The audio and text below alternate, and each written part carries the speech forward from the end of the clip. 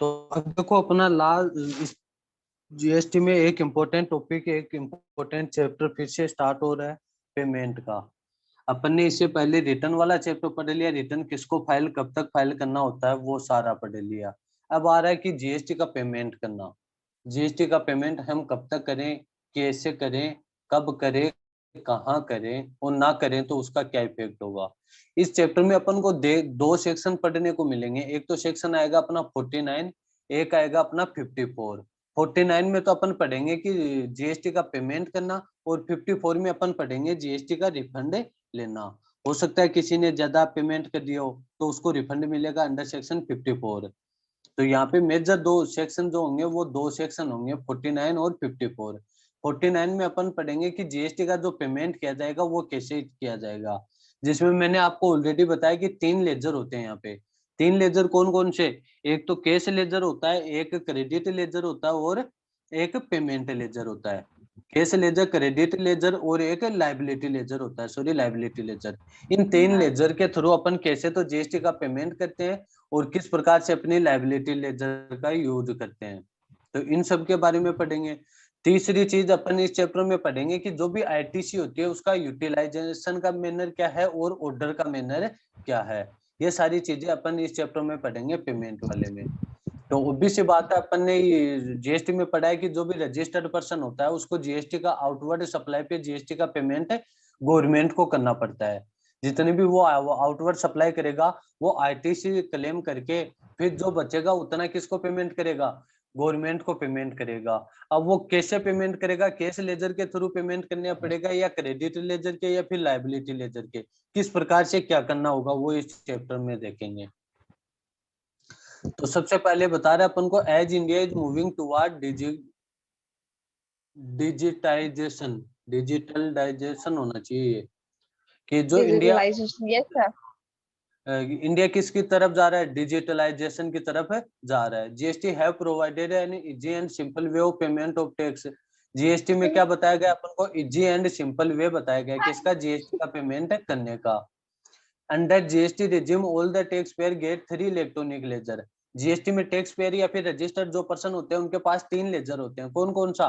एक तो electronic cash laser होता है, एक इलेक्ट्रॉनिक क्रेडिट लेजर होता है, और एक होता है इलेक्ट्रॉनिक लाइबिलिटी लेजर। इन तीनों लेजर का यूज क्या होता है वो अपन देखेंगे। कैश लेजर कहाँ पे काम में आएगा, क्रेडिट लेजर कहाँ पे काम में आएगा, और लाइबिलिटी लेजर कहाँ पे काम में आएगा। तो नॉर्मल बात करें तो कैश लेजर अपना उस सिचुएशन में काम आएगा जब अपन को गवर्नमेंट को या तो कोई टैक्स या कोई पेनल्टी, कोई इंटरेस्ट, कोई लेट फीस वगैरह पेमेंट करना हो, मतलब कैश में पेमेंट करना हो तो कैश लेजर का यूज करेंगे। और अपन को कोई भी क्रेडिट लेनी हो, आईटीसी क्लेम करनी हो, तो वो कहाँ से क्लेम करेंगे? वो क्रेडिट लेजर के थ्रू अपन उसको क्लेम करेंगे।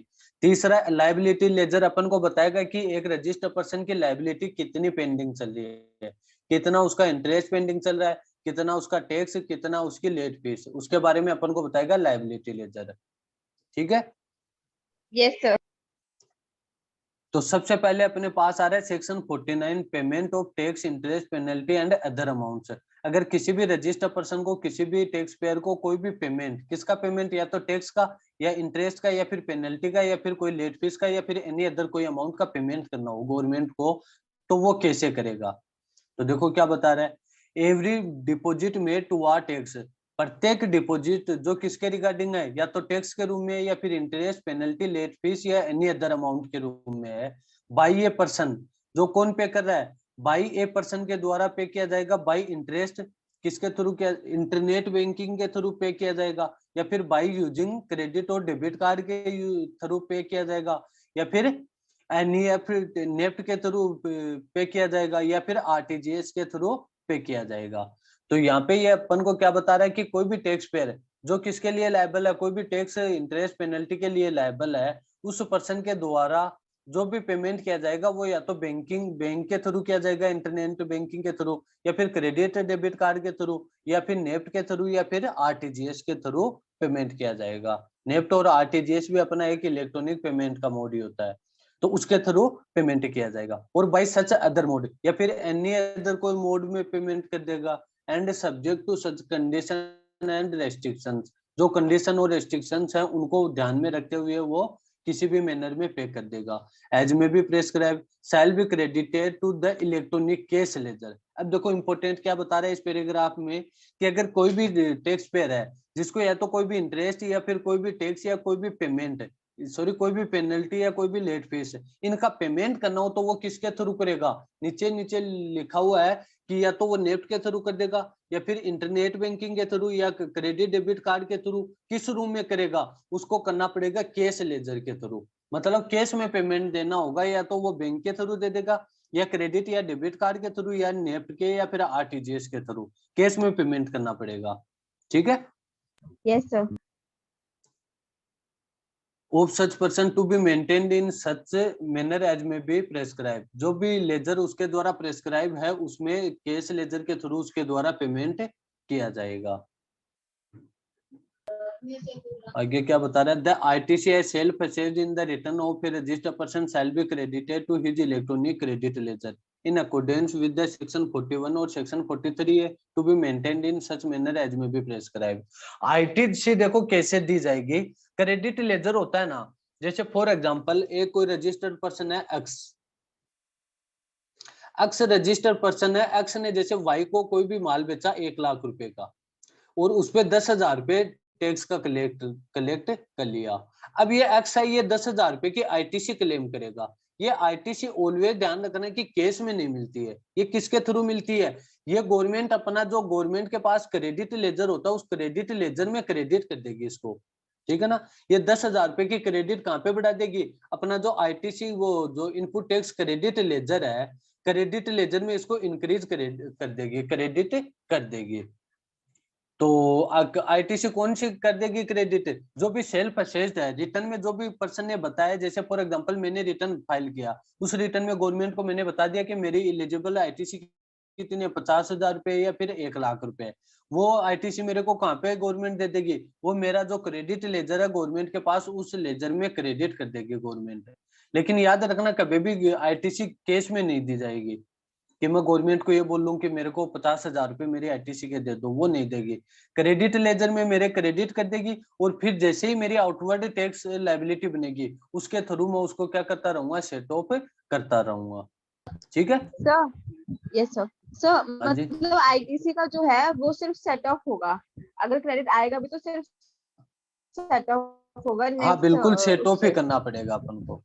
हाँ हाँ यस सर। और सर जो पेनल्टीज वगैरह वो होते हैं वो हम किससे पे करते हैं कैश के लेजर से। पेनल्टी वगैरह को अपन को कैश में पे करना पड़ेगा। पेनल्टी के लिए अपन कोई भी इंटरेस्ट पेनल्टी या लेट फीस के लिए अपन आईटीसी का यूज नहीं कर पाएंगे। जो क्रेडिट लेजर है ना उसका यूज केवल अपन टैक्स का पेमेंट करने के लिए यूज करेंगे। ठीक है ना। ठीक है सर ठीक है। देखो आगे क्या बता रहे हैं इसमें the amount available in the electronic cash ledger में be use for making. Cash ledger में जितनी भी अमाउंट है उसका तो यूज अपन किस में कर लेंगे कोई भी टैक्स कोई भी पेनल्टी कोई भी इंटरेस्ट या कोई भी लेट फीस का पेमेंट करने में कर लेंगे। लेकिन याद रखना कि आईटीसी जो क्रेडिट लेजर में जितना भी अमाउंट क्रेडिट है उसका केवल अपन ऑलवेज ही केवल टैक्स का पेमेंट करने में यूज करेंगे। जितना भी अपना आउटपुट टैक्स लायबिलिटी होगा उसको सेट ऑफ करने में यूज करेंगे। The amount available in the ECL may be used for making any payment towards। ECL का यूज किस में किया जाएगा टैक्स का पेमेंट करने में इंटरेस्ट का पेनल्टी का फीस का या फिर एनी अदर अमाउंट का जो भी इस एक्ट में पेबल है उसके सेट उसका पेमेंट करने में अपन यूज कर पाएंगे। The amount available the in electronic credit ledger में be use for making any payment toward outward tax. देखो यहाँ पे क्या बता रहा है कि जो क्रेडिट लेजर है उसमें जितना भी क्रेडिट अमाउंट है उसका यूज कहाँ पे कर पाएंगे केवल अपन आउटपुट टैक्स लायबिलिटी को सेट ऑफ करने में कर पाएंगे। जैसे फॉर एग्जांपल मेरे आईटीसी में 50,000 रुपए क्रेडिट है तो अब मेरे को जैसे आउटवर्ड टैक्स लायबिलिटी है मेरी 1 लाख रुपए तो मैं क्या करूंगा 50,000 रुपए तो वो आईटीसी वाले सेट ऑफ कर दूंगा और रिमेनिंग 50,000 रुपए गवर्नमेंट को दे दूंगा। ठीक है। यस सर ठीक है। और दूसरा जैसे फॉर एग्जांपल मेरी क्रेडिट तो पड़ी है 1 लाख रुपए की और मेरे को पेमेंट करना है 50,000 रुपए का तो मैं 50,000 रुपए को उसी में से सेट ऑफ करवा दूंगा मेरे को कैश में पेमेंट नहीं करना पड़ेगा। ठीक है। लेकिन दूसरी साइड में जैसे मेरे क्रेडिट लेजर में 1 लाख रुपए की आईटीसी पड़ी है, अब मेरे को 10,000 रुपए का इंटरेस्ट या पेनल्टी पे करना है, तो क्या मैं उस आईटीसी का यूज कर पाऊं, उससे सेट ऑफ कर लूं? नो सर, नहीं होगा। नहीं होगा। क्यों नहीं होगा? क्योंकि इंटरेस्ट और पेनल्टी को ऑलवेज कैश लेजर के थ्रू ही डेबिट यस करवाना यस सर, पड़ेगा हमें। बिल्कुल सर। अब आगे देखो क्या बताया, the amount of ITC available the electronic credit laser of the registered person on account of, क्या बता रहा है ये 10-11 क्या लिखा है इसमें, 10-11 ही ये पॉइंट्स हैं, 1-2-3 है आईजीएसटी का। देखो अब मेनर बता रहा है अपन को, जो भी आईटीसी होती है उसका मेनर क्या होता है, तो ये सबसे इंपॉर्टेंट है देखो प्रैक्टिकल लाइफ के लिए। सबसे पहले मैं आपको बता रहा हूँ ऑर्डर, जो यूटिलाइजेशन ऑफ आईटीसी का मेनर बता रहा हूँ, मेनर कैसे क्या होता है, वही सारी है ना अच्छे से। यस सर, बिल्कुल परफेक्ट आ रही है भाई साहब। तो देखो, हाँ सबसे पहले अपन बात कर रहे हैं यूटिलाइजेशन की। तो यूटिलाइजेशन कैसे करना पड़ेगा आईटीसी का, जैसे फॉर एग्जांपल कोई भी आईजीएसटी की क्रेडिट है मेरे पास, आईजीएसटी की आईटीसी है, तो उसका यूज मैं कहाँ पे कर पाऊंगा? सबसे पहले तो मेरे को यूज करना पड़ेगा आईजीएसटी को, जो टैक्स लायबिलिटी है ना मेरी आईजीएसटी की, सबसे पहले तो उसका यूज कर पाऊंगा मैं आईजीएसटी को खत्म करने में। फिर भी मेरी अगर कोई आईजीएसटी की टैक्स लायबिलिटी बच रही है, तो उसका मैं या तो सीजी में या फिर एसजी में, इन दोनों में से मैं जो भी चाहूँ वहां पे सेट ऑफ कर सकता हूँ, उसको खत्म कर सकता हूँ। मैं चाहूँ तो सीजीएसटी को खत्म कर सकता हूँ पहले, मैं चाहूँ तो एसजीएसटी को, मैं चाहूँ तो दोनों का अपोर्शन कर सकता हूँ, लाइक 50-50% कर सकता हूँ, मैं चाहूँ तो लाइक 25 और 75। मतलब टैक्स पेयर पे डिपेंड करेगा वो किसको खत्म करना चाह रहा है और कैसे खत्म करना चाह रहा है, ठीक है ना। जैसे फॉर एग्जांपल मेरे पास 1 लाख रुपए की आईजीएसटी पड़ी है, आईजीएसटी की क्रेडिट पड़ी है। अब मेरे को जैसे मेरी आउटपुट टैक्स लायबिलिटी है आईजीएसटी की, तो है जैसे फॉर एग्जांपल 70,000 और 20,000 है सीजीएसटी की और 20,000 है एसजीएसटी की। तो सबसे पहले तो मैं क्या करूंगा, इस 1 लाख रुपए के क्रेडिट में से सबसे पहले तो आईजीएसटी का जो मेरी आउटपुट टैक्स लायबिलिटी है, इस 70,000 को खत्म कर दूंगा। अब देखो ये 70,000 खत्म होने के बाद भी देखो यहाँ पे आईटीसी मेरी कुछ और बची हुई है, 70,000 तो खत्म हो गया लेकिन 30,000 और बची हुई है, ठीक है। Yes sir. अब 30,000 के लिए मैं क्या सर कर सकता हूँ, मेरे पास ऑप्शन है, मैं चाहूँ तो सीजीएसटी को पहले खत्म कर लूं, मैं चाहूँ तो एसजीएसटी को खत्म कर लूं, या फिर इन दोनों का अपोर्शन कर सकता हूँ। अपोर्शन कैसे? 30,000 रुपए दोनों को 15,000 खत्म कर सकता हूँ। ये मतलब टैक्स पेयर पे डिपेंड करता है। जैसे अपन मानते हैं कि मैं सबसे पहले सीजीएसटी को खत्म कर रहा हूँ, तो मैंने सीजीएसटी को खत्म कर दिया, फिर भी देखो मेरी आईटीसी बची हुई है कितनी, 20,000 को खत्म कर दिया तो 10,000 और बची हुई है। अब इस 10,000 से मैं किसको खत्म कर दूंगा, इस एसजीएसटी को खत्म कर दूंगा। फिर एसजीएसटी की मेरी आउटवर्ड टैक्स लायबिलिटी बचेगी कितनी, 10,000 की। ये 10,000 मेरे को क्या करना पड़ेगा, कैश में पेमेंट करना पड़ेगा। आईजीएसटी का समझ में आया? बट अगर हम जैसे कि पहले पूरा सीजीएसटी सेटअप कर दे और फिर आईजीएसटी रह जाए, या फिर हम एसजीएसटी रह जाए, या फिर हम पूरा पहले नहीं नहीं, एसजीएसटी तो सेटअप वही कर तो दे और बता फिर रहा हूँ ना, SGST रह जाए। यूटिलाइजेशन का मेन, भाई सुनो, यूटिलाइजेशन का मेनर क्या बता रहा हूँ, सबसे पहले जिसकी क्रेडिट है ना उसी को खत्म करना है पेन को। आईजीएसटी की है तो सबसे पहले आईजीएसटी को करो, सीजीएसटी की है तो सीजीएसटी को करो, एसजीएसटी है तो एसजीएसटी को करो। जैसे फॉर एग्जांपल अपने पास आईजीएसटी की क्रेडिट है, तो सबसे पहले तो आईजीएसटी को ही खत्म करेंगे, फिर अगर अपने पास कुछ बचेगा तो अपन सीजी और एसजी के पास जाएंगे, ठीक है, समझ में आया कुछ? ठीक है, अब सीजी और एसजी को यस सर, सीजी और एसजी को सेटअप करने का कोई है नहीं, मतलब कुछ भी ऐसा है नहीं, किसी को भी करते हाँ हैं हाँ, पहले, कुछ भी नहीं है, अपन जो भी टैक्स पेड जिस है ना मैनर में चाहे उस सर? मैनर में खत्म कर सकता है। सीजी को खत्म करना चाहे सीजी को खत्म कर सकता है, एसजी को चाहे एसजी को कर सकता है, अपोर्शनमेंट करना चाहे इनका अपोर्शनमेंट कर सकता है, मतलब जो भी वो चाहे वैसे कर सकता है इनको खत्म। यस सर, ठीक है। आईजीएसटी का समझ में आया? हाँ सर, आ गया। अब उसके बाद आ रहा है अपना सीजीएसटी का। अब सीजीएसटी को कैसे खत्म करेंगे, सबसे पहले तो अपन सीजीएसटी को खत्म करेंगे सीजीएसटी में से, ठीक है। अब सीजीएसटी में से खत्म होने के बाद भी अपने पास अगर क्रेडिट बच रही है, तो सीजीएसटी को किस में खत्म कर देंगे, फिर रिमेनिंग को आईजीएसटी में खत्म कर देंगे। लेकिन याद रखना सबसे इंपॉर्टेंट, सीजी और एसजी कभी भी क्रॉस यूटिलाइज नहीं होते हैं, मतलब सीजी में तो अपन एसजी को यूटिलाइज नहीं कर पाएंगे और एसजी में से सीजी को यूटिलाइज नहीं कर पाएंगे। इन दोनों का क्रॉस यूटिलाइजेशन नहीं होता है कि अपन सीजी में से एसजी को और Yes, एसजी sir. में से सीजी को खत्म कर दें। नहीं होता। तो कैसे खत्म करेंगे कि जैसे सीजीएसटी की क्रेडिट है तो सबसे पहले तो सीजीएसटी को खत्म कर दो। 50,000 रुपए की सीजीएसटी है, क्रेडिट है मेरी 50,000 रुपए की, तो 50,000 रुपए की तो क्रेडिट है, और जैसे 40,000 रुपए की मेरी आउटपुट टैक्स लायबिलिटी सीजीएसटी और 20,000 मेरा आईजीएसटी है। तो मैं क्या करूंगा, 50 में से सबसे पहले 40,000 तो सीजीएसटी को खत्म कर दूंगा, ये खत्म हो गया। फिर मेरी क्रेडिट कितनी बची, 10,000 रुपए की। अब 10,000 के लिए मैं किसके पास जाऊंगा, आईजीएसटी के पास जाऊंगा, आईजीएसटी को खत्म कर दूंगा। IGST। ठीक है। ठीक है सर। हम्म। उसके बाद अपना लास्ट आता है कौन सा, एसजीएसटी का। एसजीएसटी क्या बोलता है, एसजीएसटी भी सीजीएसटी की तरह सेम है।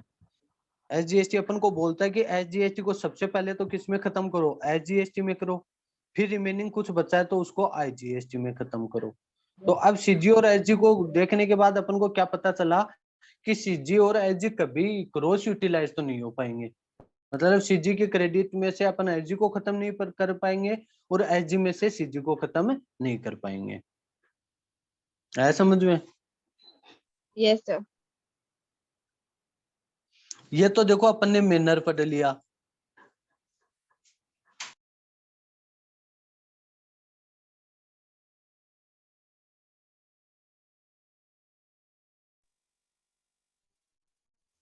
तो अब देखो अपना लास्ट जीएसटी में एक इम्पोर्टेंट टॉपिक, एक इम्पोर्टेंट चैप्टर फिर से स्टार्ट हो रहा है, पेमेंट का। अपन ने इससे पहले रिटर्न वाला चैप्टर पढ़ लिया, रिटर्न किसको फाइल कब तक फाइल करना होता है वो सारा पढ़ लिया। अब आ रहा है कि जीएसटी का पेमेंट करना। जीएसटी का पेमेंट हम कब तक करें, कैसे करें, कब करें, कहाँ करें, और ना करें तो उसका क्या इफेक्ट होगा। इस चैप्टर में अपन को दो सेक्शन पढ़ने को मिलेंगे। एक तो सेक्शन आएगा अपना 49, एक आएगा अपना 54। 49 में तो अपन पढ़ेंगे कि जीएसटी का पेमेंट करना, और 54 में अपन पढ़ेंगे जीएसटी का रिफंड लेना। हो सकता है किसी ने ज्यादा पेमेंट कर दिया हो तो उसको रिफंड मिलेगा अंडर सेक्शन 54। तो यहाँ पे मेजर दो सेक्शन जो होंगे वो दो सेक्शन होंगे, 49 और 54।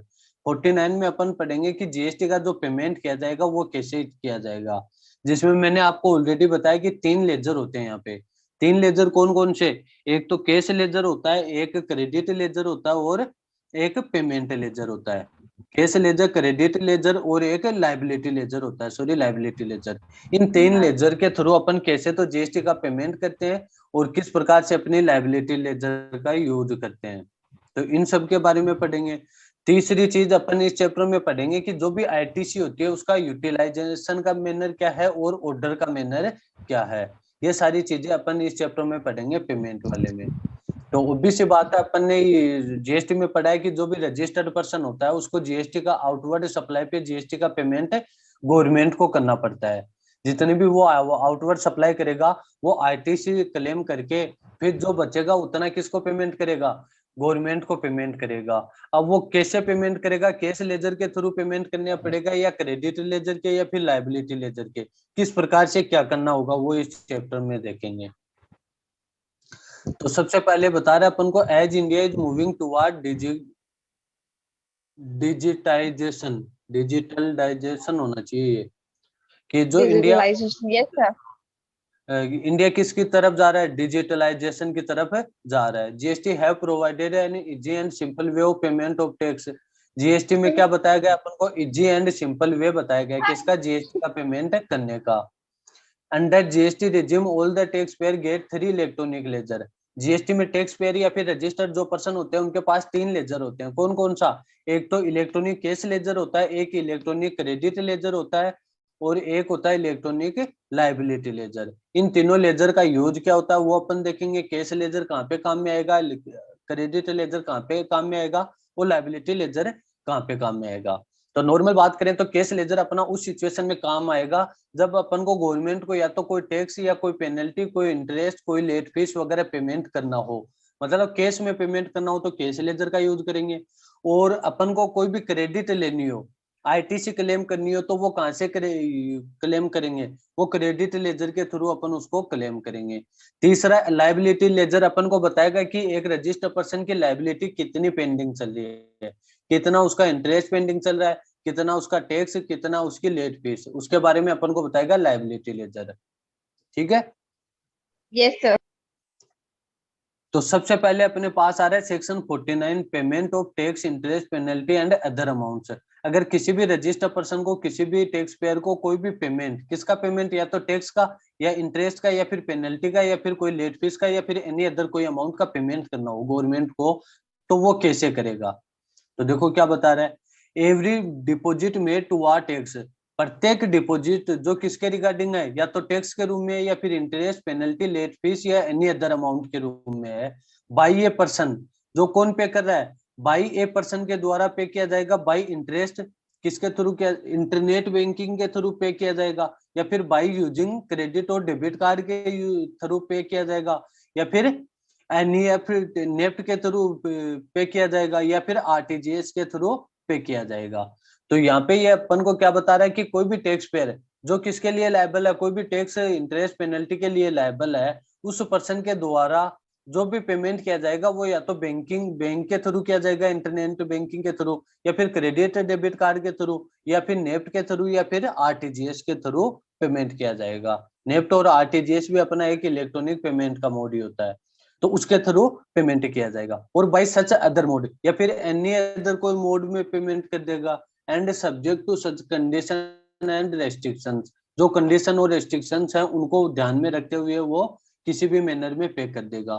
As may be prescribe shall be credited to the electronic cash ledger. अब देखो इंपॉर्टेंट क्या बता रहा है इस पैराग्राफ में, कि अगर कोई भी टैक्स पेयर है जिसको या तो कोई भी इंटरेस्ट या फिर कोई भी टैक्स या कोई भी पेमेंट, सॉरी कोई भी पेनल्टी या कोई भी लेट फीस, इनका पेमेंट करना हो तो वो किसके थ्रू करेगा, नीचे नीचे लिखा हुआ है कि या तो वो नेफ्ट के थ्रू कर देगा, या फिर इंटरनेट बैंकिंग के थ्रू, या क्रेडिट डेबिट कार्ड के थ्रू, किस रूम में करेगा, उसको करना पड़ेगा कैश लेजर के थ्रू। मतलब कैश में पेमेंट देना होगा, या तो वो बैंक के थ्रू दे देगा, या क्रेडिट या डेबिट कार्ड के थ्रू, या नेफ्ट के, या फिर आरटीजीएस के थ्रू कैश में पेमेंट करना पड़ेगा।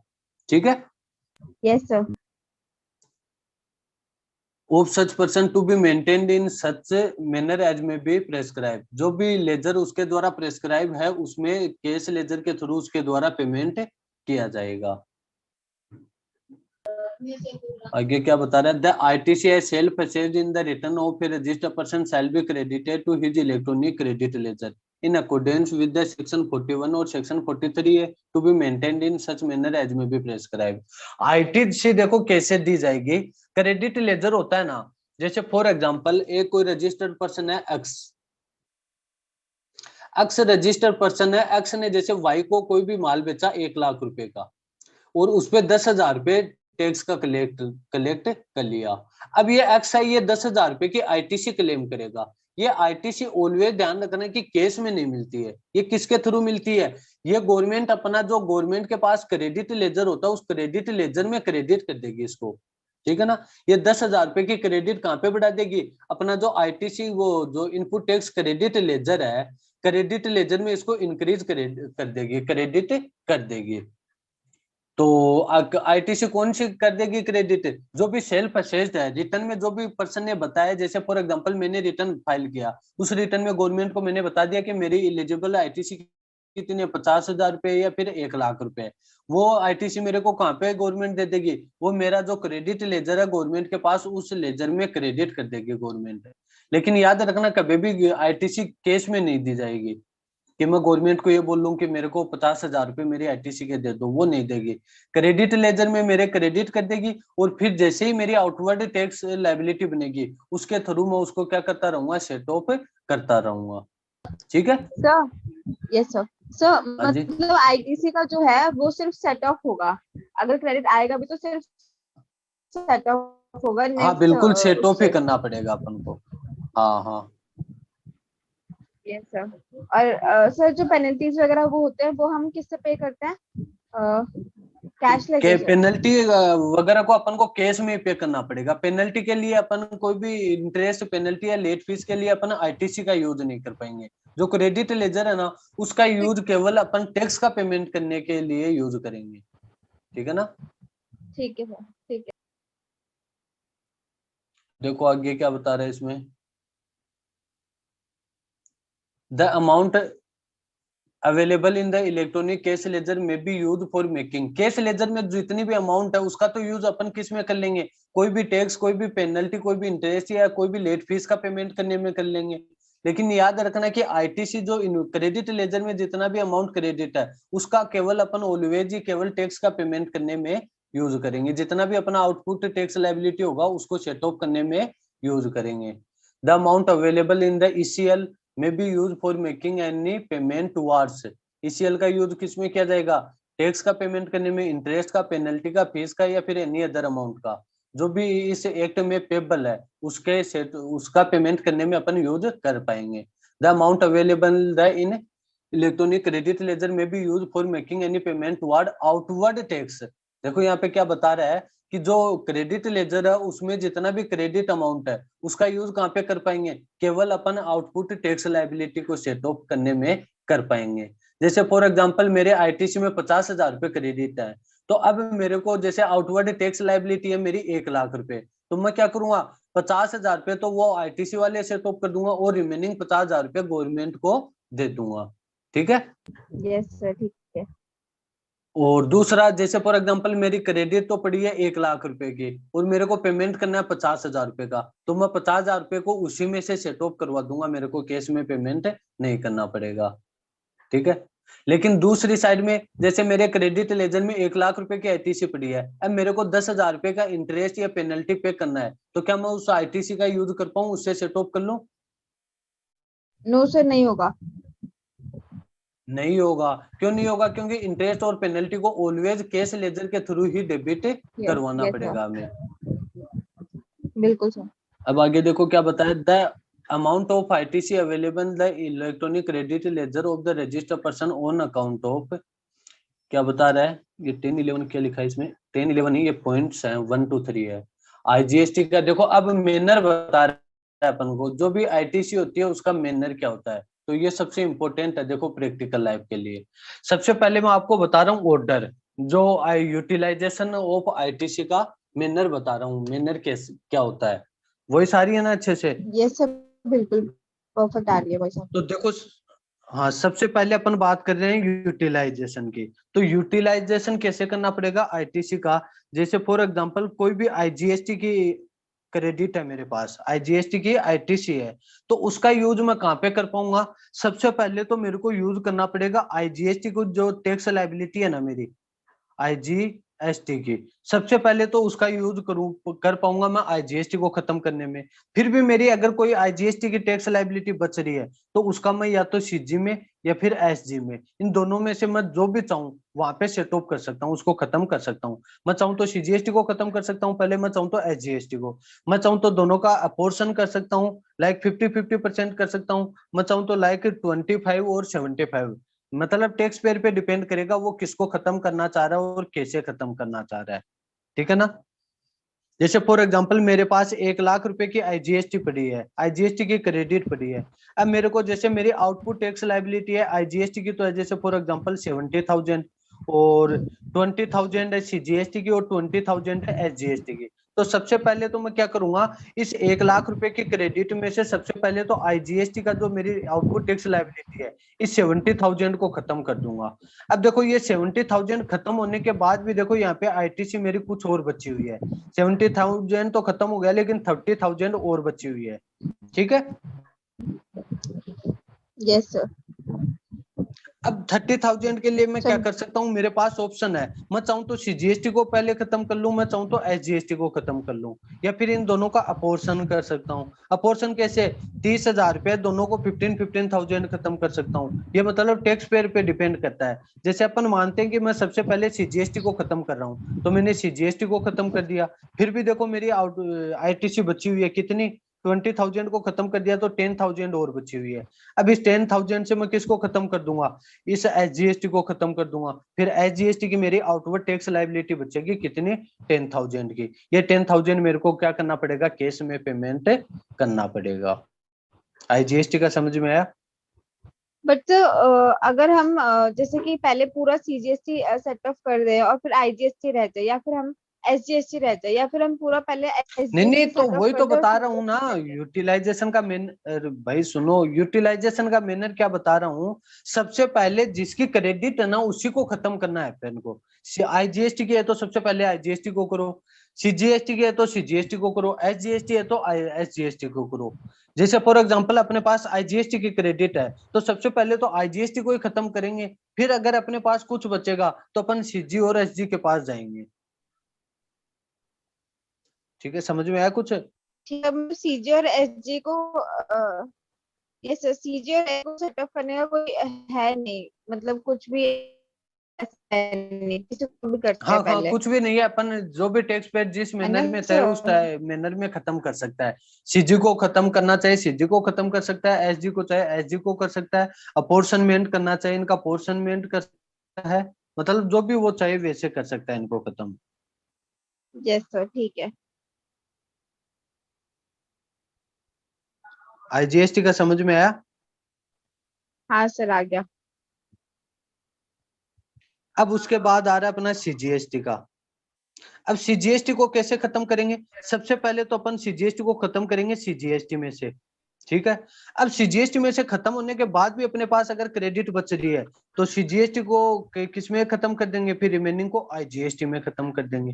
लेकिन याद रखना सबसे इंपॉर्टेंट, सीजी और एसजी कभी भी क्रॉस यूटिलाइज नहीं होते हैं। मतलब सीजी में तो अपन एसजी को यूटिलाइज नहीं कर पाएंगे और एसजी में से सीजी को यूटिलाइज नहीं कर पाएंगे। इन दोनों का क्रॉस यूटिलाइजेशन नहीं होता है कि अपन सीजी में से एसजी को और यस एसजी सर, में से सीजी को खत्म कर दें। नहीं होता। तो कैसे खत्म करेंगे कि जैसे सीजीएसटी की क्रेडिट है तो सबसे पहले तो सीजीएसटी को खत्म कर दो। 50,000 रुपए की सीजीएसटी है, क्रेडिट है मेरी 50,000 रुपए की, तो 50,000 रुपए की तो क्रेडिट है, और जैसे 40,000 रुपए की मेरी आउटपुट टैक्स लायबिलिटी सीजीएसटी और 20,000 मेरा आईजीएसटी है। तो मैं क्या करूंगा, 50 में से सबसे पहले 40,000 तो सीजीएसटी को खत्म कर दूंगा, ये खत्म हो गया। फिर मेरी क्रेडिट कितनी बची, 10,000 रुपए की। अब 10,000 के लिए मैं किसके पास जाऊंगा, आईजीएसटी के पास जाऊंगा, आईजीएसटी को खत्म कर दूंगा। आईजीएसटी, ठीक है, ठीक है सर। हम्म। उसके बाद अपना लास्ट आता है कौन सा, एसजीएसटी का। एसजीएसटी क्या बोलता है, एसजीएसटी भी सीजीएसटी की तरह सेम है। एसजीएसटी अपन को बोलता है कि एसजीएसटी को सबसे पहले तो किस में खत्म करो, एसजीएसटी में करो, फिर रिमेनिंग कुछ बचा है तो उसको आईजीएसटी में खत्म करो। तो अब सीजी और एसजी को देखने के बाद अपन को क्या पता चला कि सीजी और एसजी कभी क्रॉस यूटिलाइज तो नहीं हो पाएंगे। मतलब सीजी के क्रेडिट में से अपन एसजी को खत्म नहीं कर पाएंगे और एसजी में से सीजी को खत्म नहीं कर पाएंगे। आया समझ में? Yes sir. ये तो देखो अपन ने मैनर पढ़ लिया।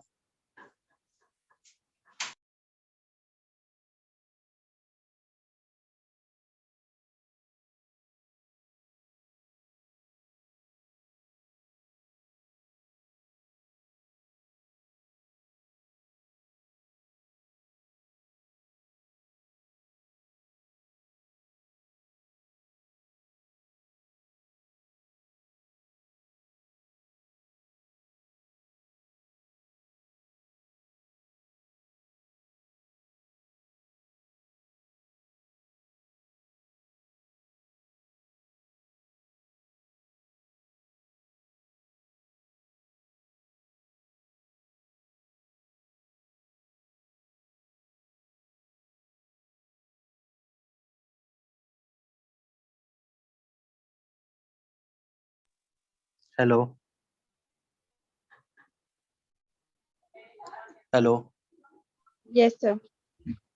जैसे अपन बात करें कि जैसे एक दो प्रैक्टिकल करते हैं इसका, कि मेरे पास आईजीएसटी की क्रेडिट तो कितनी है, 20,000 है, सीजीएसटी की कितनी है, 20,000 है, एसजीएसटी की कितनी है, 20,000 मेरे पास क्रेडिट पड़ी है। अब मेरे को ये तो देखो, ये अमाउंट तो मेरे को गवर्नमेंट से लेना है। आईटीसी का मतलब हो गया कितनी अमाउंट मेरे को गवर्नमेंट से लेना है, ये तो मेरी गवर्नमेंट से लेने वाली अमाउंट हो गई। अब मेरे को जैसे गवर्नमेंट को कुछ देना भी है, आईजीएसटी का, सीजीएसटी का और एसजीएसटी का, इनका देना कितना है। जैसे अपन को देना है 30,000 इसका, और 20,000 इसका, और 20,000 इसका। ये देना है। तो सबसे पहले अपन आईजीएसटी के क्रेडिट को बात करें, ये यहाँ पे देखो ऑर्डर आ रहा है यूटिलाइजेशन का ऑर्डर, वो तो अपन ने पहले तो पढ़ा था मेनर कि खत्म कैसे करना है अपन को। यहाँ पे ये ऑर्डर आ रहा है, ये कुछ डिफरेंट आएगा, ठीक है ना। तो यहाँ पे देखो क्या बता रहा है कि अपने पास गवर्नमेंट से लेना तो कितना 2020 लेना है तीनों का, 20,000 आईजीएसटी, 20,000 सीजी और 20,000 एसजीएसटी। गवर्नमेंट को देना कितना है 30,000 आईजी, 20,000 सीजी और 20,000 एसजी।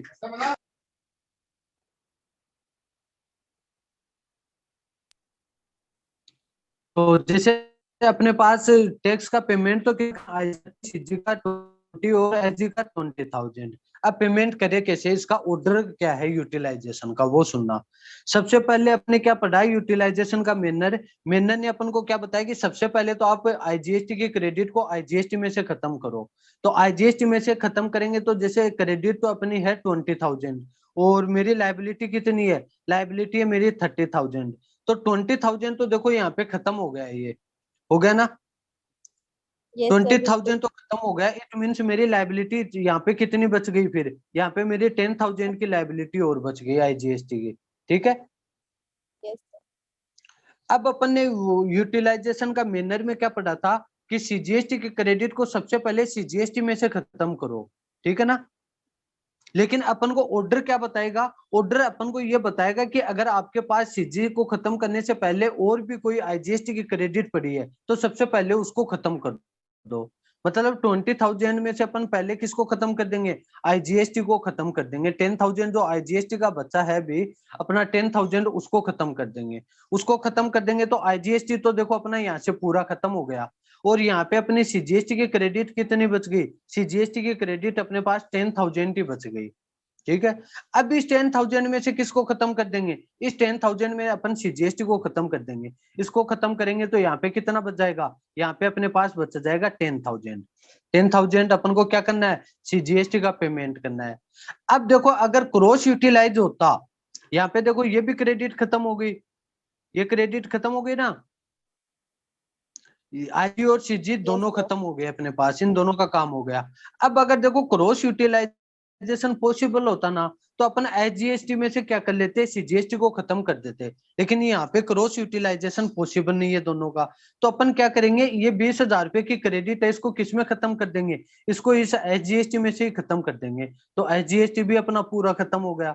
अब अपनी नेट आईटीसी या फिर नेट टैक्स लाइबिलिटी कितनी बची, अपनी केवल 10,000 रुपए की सीजीएसटी की टैक्स लाइबिलिटी बची है। अब मेरे को आईटीसी का यूटिलाइजेशन करने के बाद 10,000 गवर्नमेंट को पे करना पड़ेगा। ये होता है ऑर्डर, ठीक है ना। आईटीसी को यूज करने का ऑर्डर होता है। तो समझ में आया। सर मतलब सर ऐसे नहीं कर सकते थे हम कि आईजीएसटी का हमें 20,000 पे कर दिया और सीजीएसटी का 2020 कर दिया और एसजीएसटी का 2020 कर दिया और सिर्फ आईजीएसटी का हमें 10,000 पे नहीं करना नहीं पड़े नहीं लाइबिलिटी। नहीं नहीं, ऐसा नहीं कर सकते। सर क्यों? अपन को देखो आईटीसी में यहाँ पे दो मैनर बताएगा, दो मैनर किस किस के बताएगा। एक तो बताएगा अपन को यूटिलाइजेशन का मैनर, जो अपन ने पढ़ लिया यूटिलाइजेशन का मैनर। तो क्या बोलता है अपन को कि अगर आईजीएसटी की क्रेडिट है तो सबसे पहले तो आईजीएसटी को खत्म करो, फिर सीजी या फिर एसजी को खत्म करो। ये तो अपन को क्या बता रहा है, यूटिलाइजेशन और मैनर बता रहा है। सीजीएसटी की क्रेडिट है तो सबसे पहले तो सीजीएसटी को करो, फिर बचे तो आईजीएसटी को कर दो। एसजीएसटी की क्रेडिट है तो पहले तो एसजीएसटी को करो, फिर बचे तो आईजीएसटी को कर दो। ये तो अपन ने मैनर पढ़ लिया किसका, आईटीसी का।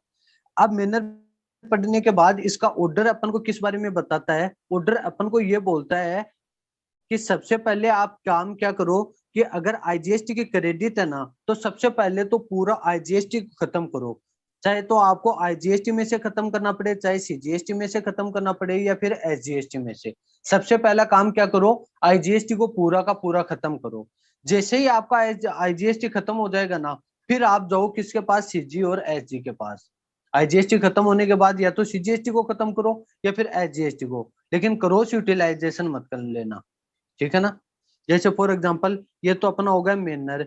अब ऑर्डर में अपन को क्या बता रहा है, ऑर्डर में अपन को ये बता रहा है, ऑर्डर में अपन को ये बता रहा है कि जैसे कोई भी आईजीएसटी की क्रेडिट है ना तो सबसे पहले तो आईजीएसटी को पूरा खत्म कर दो। आईजीएसटी को पूरा खत्म करने के बाद किसके पास चले जाओ, सीजीएसटी के या फिर एसजीएसटी के पास चले जाओ। अब अपने पास सीजीएसटी की कोई क्रेडिट है तो ये अपन को क्या बोल रहा है कि सबसे पहले तो किसको खत्म करके आओ। अगर आपके पास आईजीएसटी की क्रेडिट है ना तो उस आईजीएसटी को पूरा खत्म करके आओ। अगर वो पूरा खत्म हो गया फिर आपके पास सीजीएसटी की क्रेडिट है तो फिर सीजीएसटी के पास आओ, ठीक है। और फिर ऐसे एसजीएसटी का बताता है कि सबसे पहले तो आप किसके पास जाओ, आईजीएसटी को पूछो उसकी कोई भी लायबिलिटी बच रही है क्या, तो आईजीएसटी को खत्म करके आओ सबसे पहले तो। फिर अगर आईजीएसटी को खत्म करने के बाद भी आपके पास कुछ बचे तो फिर एसजीएसटी को खत्म कर लो। लेकिन याद रखना इस सीजी और एसजी को कभी भी क्रॉस यूटिलाइज मत कर लेना आप। ये अपन को बताता है ऑर्डर, यूटिलाइजेशन ऑफ ऑर्डर। अब इसका प्रैक्टिकल एक और देखो इसमें क्या बताया।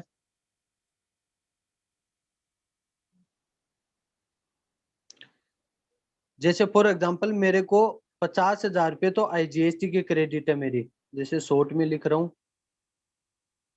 आईजी क्रेडिट कितना है 50,000 रुपये है 50 के। सीजी और एसजी का दोनों है 30-30, ठीक है। अब मेरी आउटपुट टैक्स लायबिलिटी कितनी है, ये तो मेरी देखो आईटीसी हो गई, मतलब ये तो मेरे को गवर्नमेंट से लेना है ये पैसा। तो मेरी आउटपुट टैक्स लायबिलिटी मतलब मेरे को गवर्नमेंट को देना कितना है। जैसे मेरे को गवर्नमेंट को देना है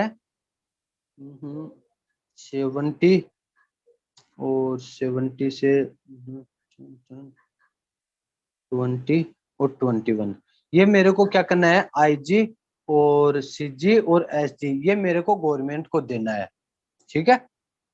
गवर्नमेंट से लेना कितना है आईजी का तो 50 और देना कितना है 70, सीजी का कितना लेना है 30 और देना कितना है 20, एसजी का कितना लेना है 30 देना कितना है 20, ये देना है मेरे को। अब अब अपन को ऑर्डर क्या बोलता है कि सबसे पहले तो आपको लेना कितना 50,000 रुपये और देना कितना है 70,000 रुपये। तो 70,000 देना से लेना को खत्म कर दो, लेना से खत्म करेंगे तो यहाँ पे ये 50,000 पूरा खत्म हो जाएगा। यहाँ पे तो आईजीएसटी की क्रेडिट अपने पास जीरो हो जाएगी, जीरो हो गई, कुछ भी नहीं है। और यहाँ पे ये जो आउटपुट टैक्स लायबिलिटी है वो अपनी कितनी हो जाएगी, अपनी आईजीएसटी का अभी और देना है अपन को, कितना देना है 20,000 और देना है, ठीक है ना। आईटीसी खत्म करने के बाद भी अपनी लायबिलिटी और बच रही है, कितनी बच रही है 20,000 और बच रही है, 20,000 और दो। अब 20,000 के लिए अपन को ऑर्डर क्या बोलता है कि अगर आपके पास आईजीएसटी को पेमेंट और बच रहा है अभी तो उसको किस में से दे आओ, पहले सबसे पहले सीजीएसटी में दे आओ। आप सीजीएसटी में से देने जाएंगे तो अपन 20,000 आईजीएसटी का दे देंगे तो आईजीएसटी तो यहाँ पे कितना हो जाएगा अपना, आईजीएसटी का तो पेमेंट पूरा हो जाएगा, यहाँ पे आईजीएसटी तो हो जाएगा जीरो। और सीजीएसटी अब कितना बचेगा अपना, सीजीएसटी कितना बचा 30,000, 30,000 में से आईजीएसटी कितना लिया था 20,000, 20,000 लिया था तो 10,000 अपना सीजीएसटी का क्रेडिट और बच गया अपना। 10,000 ही बचा ना, 30,000 तो अपने पास क्रेडिट था और 20,000 अपनी लायबिलिटी थी, तो 10,000 अपने सीजी की क्रेडिट बच रही है। अब सीजी की क्रेडिट में से क्या करना है अपन को, क्या अपन इस सीजी को इस एसजी में से खत्म कर दें, एसजी को खत्म कर दें इसमें, तो सीजी में से तो सीजी जाएगा करें ना, या नहीं करें, बिल्कुल सीजी जाएगा, अपन आईजी को खत्म इस एसजी को खत्म नहीं कर पाएंगे।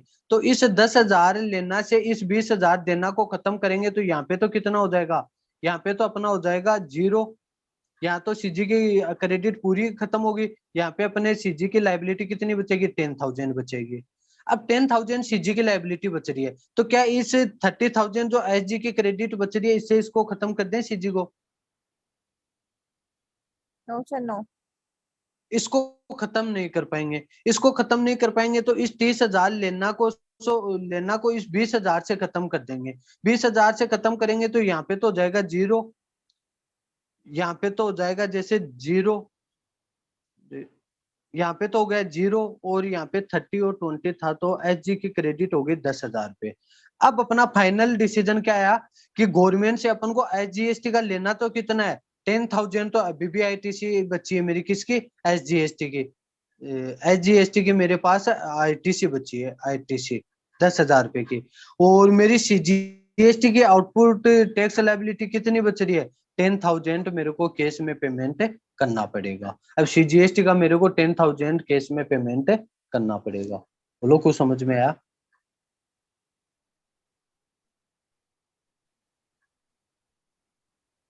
अगर ऐसा हेलो। है कि 10,000 हमारा आईटी से बच रहा है और 10,000 हमें पे भी करना है, तो सर क्लाइंट कहेगा नहीं कि मेरी तो आईटीसी है, फिर भी मेरे को पे करना पड़ रहा है।